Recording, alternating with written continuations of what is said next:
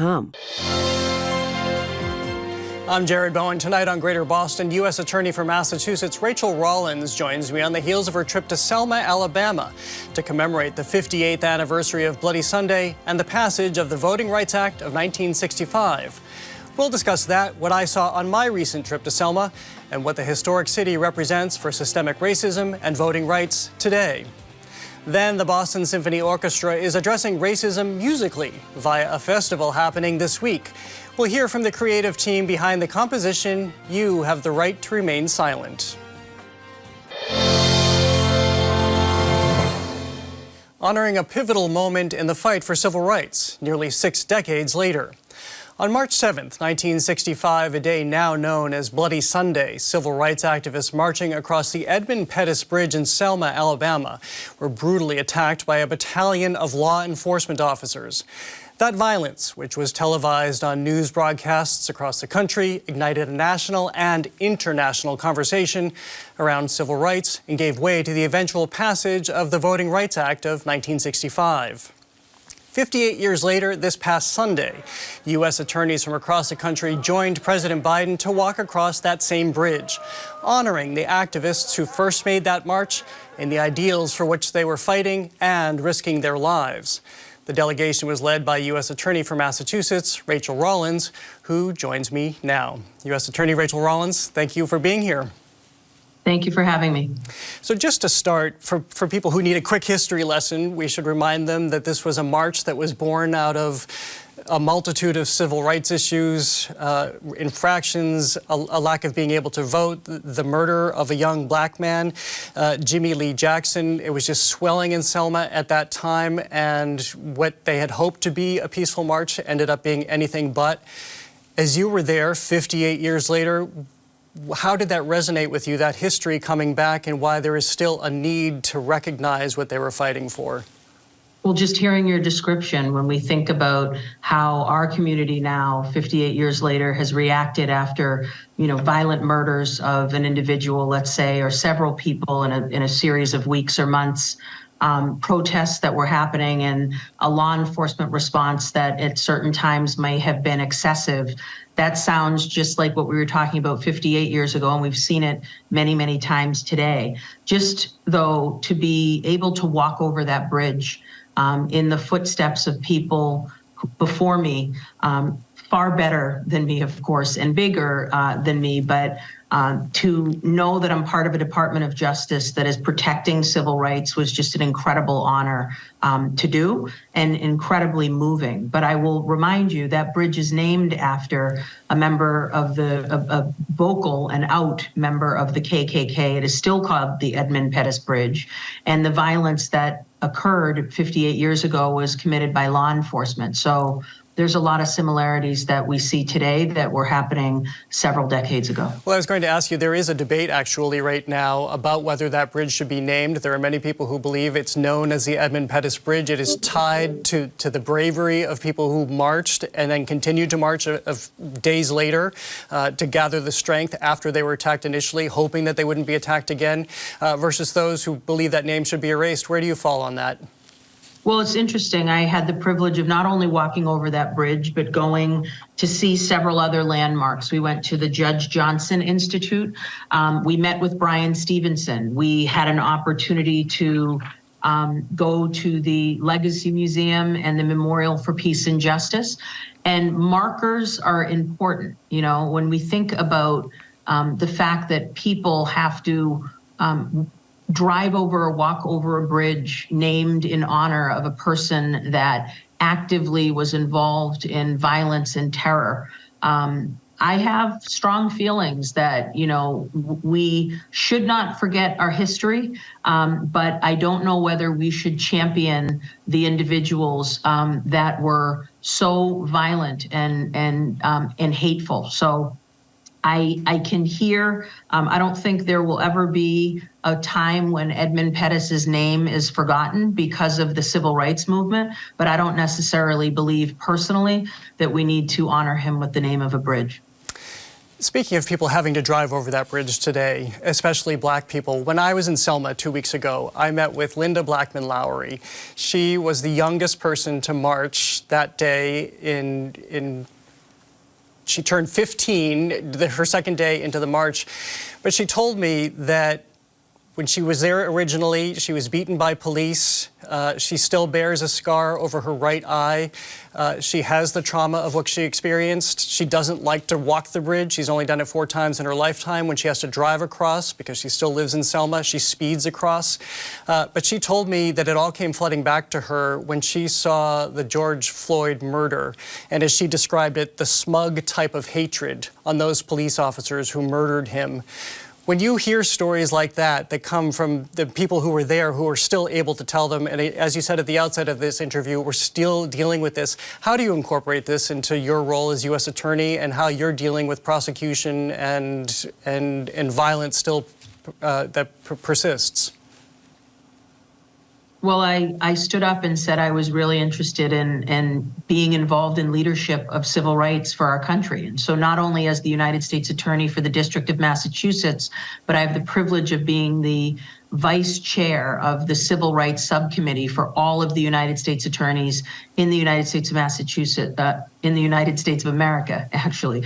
And so Nick Brown, my colleague, you saw in the photo at the beginning of this piece, chairs that committee, but we work every day to honor the individuals that came before us, the people that might not have been lawyers, but stood up as heroes and said, we deserve to be treated just like everyone else. These are equal rights. We're not asking for more rights than anyone else. We're asking for equal rights. And I feel like the federal government in particular plays a very important role in this work. When we show up and help, it can be deeply impactful. But when we abandon communities, and there is a history of that in the past happening, documented, that is when terror is able to reign. So I believe we have to be bold and we have to be fearless when, as leaders of the Department of Justice or within the Department of Justice, we have to work at making sure that we uphold people's civil rights and liberties and we prosecute crimes or hold people accountable with all of the civil remedies that we can. What about the climate in which you're doing this? In Florida right now, Ron DeSantis has been very vocal about stripping a lot of the history that you and I recognized when we were on that bridge, knowing what happened there before us, from the way they're taught in classrooms. And to know that this is moving forward in some degree and college boards have accepted this, where does that leave you in the work that you just talked about? Well, we heard the president say, you know, at that day on the bridge when we were there, how important it is to know our history. And if we know our history, we can avoid the problems that we've had in our past and maybe move to a better and a different future. So I do think it is important that we don't erase the history of our country. That does not mean that we are necessarily vilifying people, but I think it understands or it offers a context with which we find some of these vast disparities. And we have to acknowledge, as Brian Stevenson did, this false narrative of, you know, people of color or Black people in particular being inferior.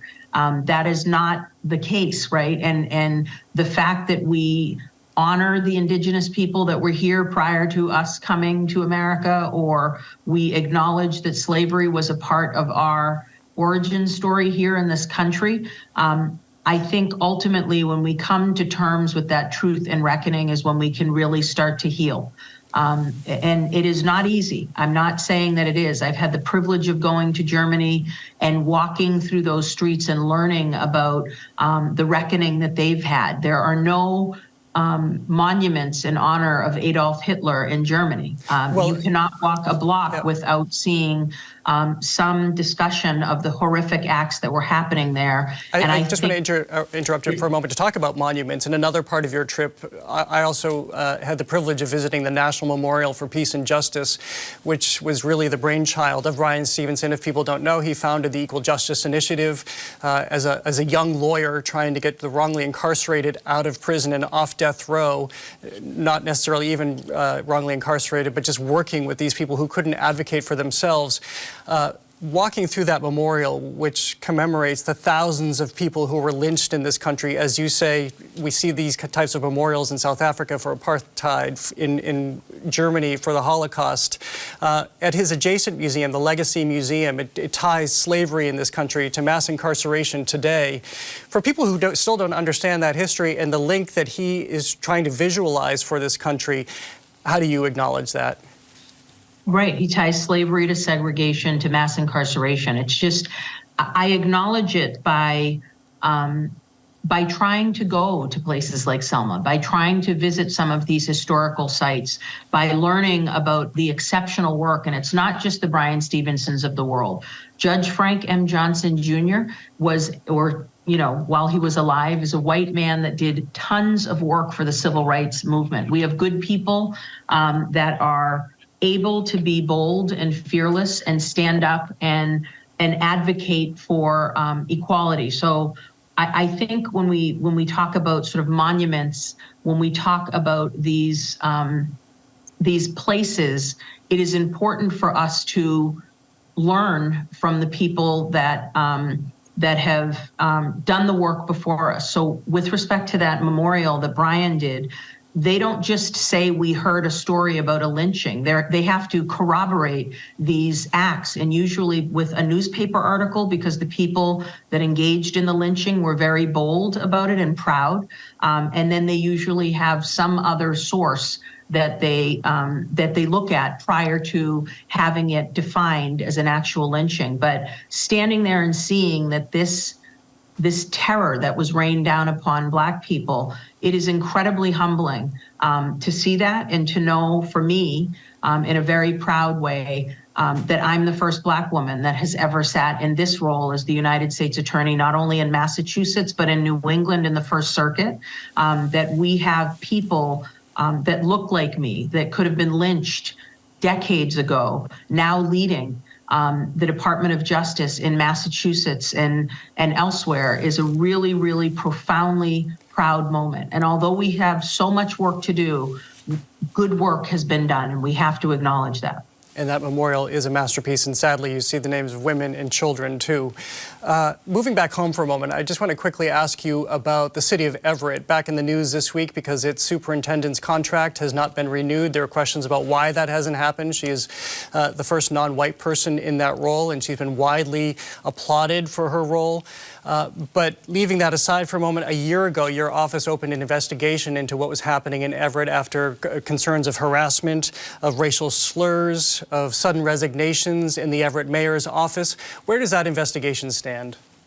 It remains ongoing. And that was a letter that I personally wrote, and an inquiry that I found necessary because, like many of you, I had just read the numerous articles, not only dictating the racial animus or the brazen use of racial slurs by elected officials in public meetings, but also the sexual harassment and assault with respect to other superintendents, which we've seen in the news. A recent superintendent has multiple criminal cases that are open.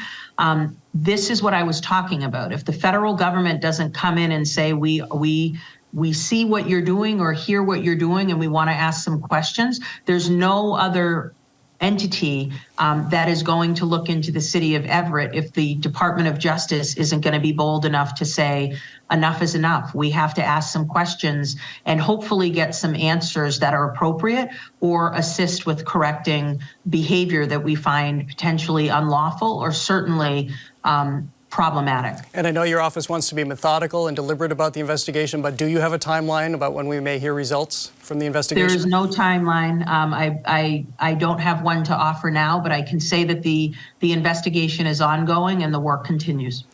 St. Patrick's Day is coming up. There'll be the big parade in Boston that we're all used to, but we also saw what has been described as the Southern Poverty Law Center, also housed in Montgomery, Alabama, headquartered, I should say. A neo-Nazi group came through this city last year and made their presence known. Keep Boston Irish was their sign. Boston elected officials have met with the BPD, the MBTA about this year and safety concerns. Are you weighing in on this? What's your role as St. Patrick's Day approaches? Well, we continue with the Suffolk County District Attorney's Office, the Boston Police, the FBI, the MBTA Police, the Mass State Police, to be very active in making sure that, number one, people's First Amendment rights are protected. And even though people may say things that are repugnant and that maybe none of us would want to hear, the First Amendment does apply to everyone. But if there are laws that are broken, and not just with acts of violence, but threats, for example, or trespass or other things that may occur, I am very confident that the Boston Police, the Mass State Police, and the MBTA Police, as well as our federal partners, are going to be watching and actively involved. And if there are crimes that are committed, whether it's DA Hayden or myself, we'll be looking at prosecuting them. Well, Rachael Rollins, thank you so much for joining us and for talking about your experiences in Selma. My pleasure. Thank you.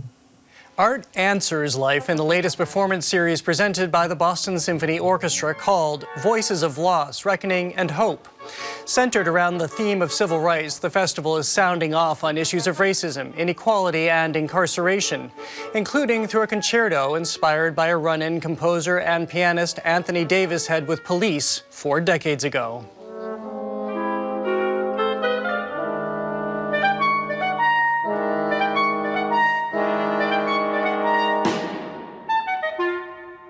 You have the right to remain silent. That was a clip from You Have the Right to Remain Silent, performed by the Cincinnati Symphony Orchestra and clarinetist Anthony McGill, who will make his BSO debut this weekend. It's an event conducted by Thomas Wilkins and curated by Anthony Davis. All three join me now to discuss. Welcome to all of you. Thank you. Thank you. So just to start, describe what this festival is. I gave the encapsulation, but on a deeper level, where are you taking audiences? Well, I think we're taking audiences to a place of acknowledgement, first of all, a historical acknowledgement for sure, but also a place of determination to not repeat the mistakes of the past to the extent that it's possible in modern day world. And we're doing that by ingesting with as much inspiration, musical inspiration, vocal inspiration, soloist inspiration, as much as possible, so that we can leave this 3-concert period better than we entered it. Well, Anthony Davis, this is a piece, as I just described, that's very personal to you for your own experience. This piece, You Have the Right to Remain Silent. Tell me about your desire to write something about that encounter with police. Well, it's so typical and obviously and unfortunately typical of black experience. We have the expression "driving while black." So it's like that we use. I mean, I think Anthony's had a similar experience too, and but also for me, when I was asked to write the concerto, I was really interested in kind of the relationship of the orchestra to the soloist, and I thought it might be interesting to look at it from the perspective of the clarinetist being interrogated by the orchestra. And you say interrogated because you write this piece with really 4 stages, 4 themes. Yeah, if it's in 4 movements, and the first movement is the interrogation, and in the sense of thinking about what the relationship of the soloist to the orchestra, traditionally, and how it works in concerto form. But then I since I'm an opera composer, I sometimes think in more dramatic terms. So I thought about it in terms of the spotlight on the clarinetist, and they're under interrogation. Then it deals in I was thinking about the emotional state of that, being the vulnerability of it. And the house has moments of lyricism and vulnerability, and just moments of defiance, moments of, all the emotions that come out of a situation like that. And a Pulitzer Prize-winning composer, I might add. Anthony McGill, then you come into it as the clarinetist. How do you come into this, knowing that you have this very particular role, considering these themes? Yeah, I think of it kind of like I'm the protagonist in an opera, one of Anthony's operas. You know, a lot of his compositions that are just absolutely magnificent are his operas that he's written. So I come at it as thinking of it like a small operetta with a serious theme to it the whole way. So that's kind of I kind of want to act out the different characters of the different movements as I feel them in real time. You just perfectly led into something I've been dying to ask you all day, which is learning about your role. I thought about performance, the way an actor might take the stage. So I'm wondering if something different is happening in you for a performance like this, in a piece like this. What's happening, what's going through your mind? Yeah, I think in rehearsal you're kind of setting up and thinking about technical aspects of the music making and getting the ensemble together and all of this stuff. But I know, and from experience before with this piece, that something else takes over, and that is the real raw emotion of this character, of what's happening, putting myself in the space of someone who may be being interrogated, someone who has lost a loved one, whether that's to prison or elsewhere, and someone who is experiencing those feelings of being incarcerated. So I try to put myself in those places, in those spaces, to be able to use that to inform how I make music on the stage with this particular work. And your fellow Anthony mentioned that you had a similar experience? Yeah, it was my first job in Cincinnati with the Cincinnati Symphony, and I was over in Kentucky late one night with friends in the back, and I was sitting there in the car, and the person walked over, and he basically said something like, while using the term "boy" to refer to me, said, "You're not in California, boy," and because I didn't yield the right of way to him. And so he made us sit there for 45 minutes to an hour waiting to see what happened. This was late at night after we'd left a restaurant. And it was that experience and the way he spoke to me, I knew exactly what he was talking about. And if I hadn't had people in the car with me, it would have turned out quite a bit differently, I imagine. But of course, it was my first job, my first car that I'd owned, and so I didn't have any kind of record to speak of. And fortunately, I had classical music on the radio as well. So that saved me in lots of different ways from a bad encounter. I'm wondering if you felt a responsibility to write this piece. Yeah, I do. In general, in music, I feel that. I mean, I feel that, part of the role of being a composer, and it's particularly this time, is to speak to our time, speak to the conditions we face, and then also to so that people can experience a kind of empathy, provide empathy and a kind of identification with what's going on. So so in music we really explore the emotional realm rather than necessarily the rational realm, and that's always exciting to me. To put people in a place to have an emotional experience. Well, Thomas, I wanted to ask you that. It's one of the great joys of my job is to see how different artists reflect our times and how they get people to think, to have an emotional response, to provoke. People don't always necessarily think about music or classical music as having the same effect, but how does it? It does. I've often said that composers the very best composers are not trying to demonstrate how smart they are or how they've mastered music theory. To Anthony's point, they are inviting us to a place of empathy. They're just using notes and chords and chord progressions and rhythms to do that with. But for the most part, a lot of them are saying empathy is better than sympathy. Sympathy is, I'm pulling for you. Empathy is, I'm going to get in your shoes and walk alongside you and be with you through this journey. That's the gift of great music, and that's why we still listen to Beethoven and Tchaikovsky and Brahms and Haydn. They knew what they were doing, and it surely was not intended to show us just how smart they were. One of the great things I read about this is that there's a level of improvisation here. So it's new, it's fresh every night. What's happening on stage? Yeah, well, it's really great to be able to play and create alongside Anthony Davis, basically for the first time in my professional career, I've been able to, he will write out a few lines of music and then say, go for it for the next few minutes. And it gives me the ability to be able to reach inside and find out what I want to say, how I want to interact with the orchestra that is interrogating me or playing alongside me, and with the notes that they're playing. And so it gives me an opportunity to really explore some of those internal emotions as I'm playing in real time.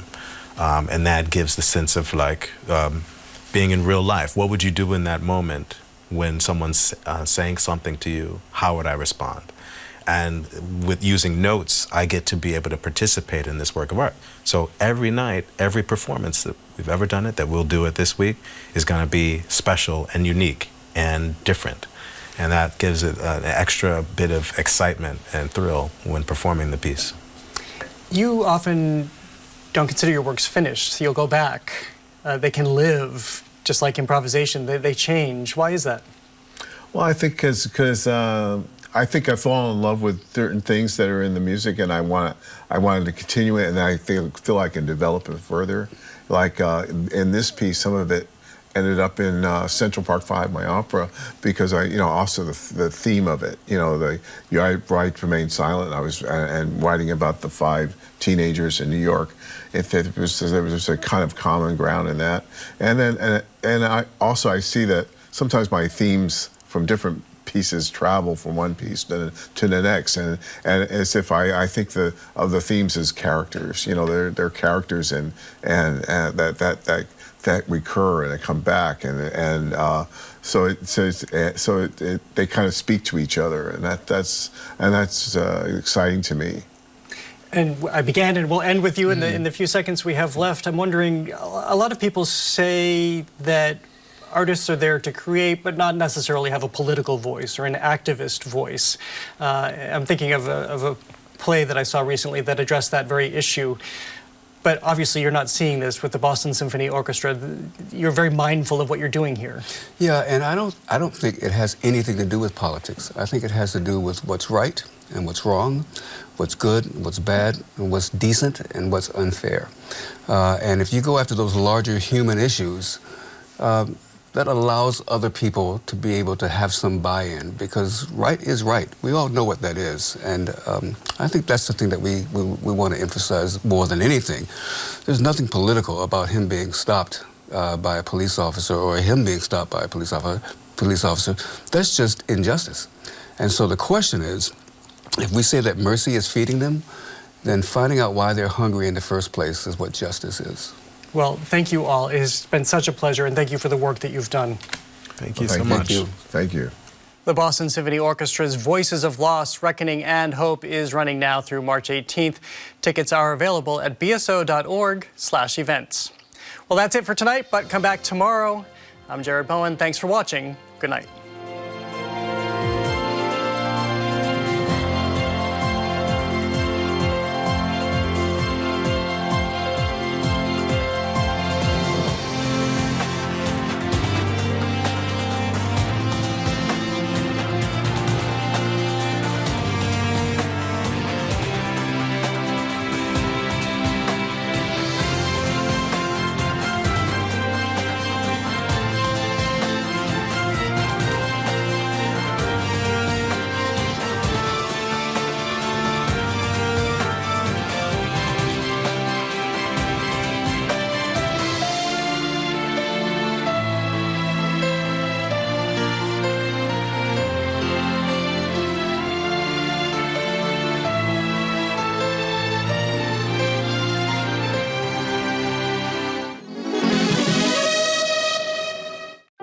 It's one of England's